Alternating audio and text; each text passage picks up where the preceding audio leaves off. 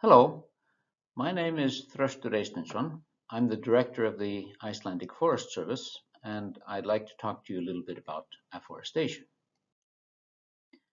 120 years of afforestation experience has shown us what tree species grow best, where they grow best, and how best to grow them.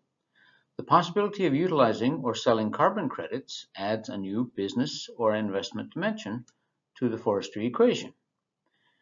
Increasing forest area in Iceland and many other countries that could support more forest sequesters carbon, is good for biodiversity, good for soil and water conservation, and jobs creation.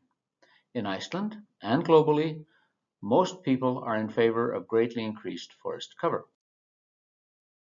Starting from no forest resource, investing in afforestation took decades to yield returns, which means that there was no private investment.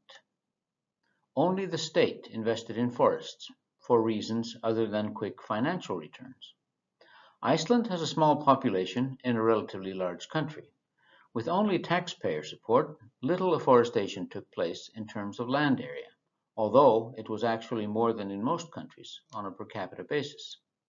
Potentially, 30 to 40% of Iceland could be wooded, although 10 to 20% is a more realistic goal considering other land use needs. This means that a 5 to 10-fold increase in forest cover is possible. Climate change is a global problem with potentially very severe consequences. Just as Iceland hosts large CO2 emitters owned by multinational companies, Iceland can also host international projects to draw CO2 out of the atmosphere, including afforestation projects. The legal and societal environment is conducive to such cooperation. More and more international companies and organizations are looking to support afforestation in Iceland. Possible profit from carbon sequestration, creating certified marketable carbon offsets, looks to become very attractive when net zero deadlines loom ahead.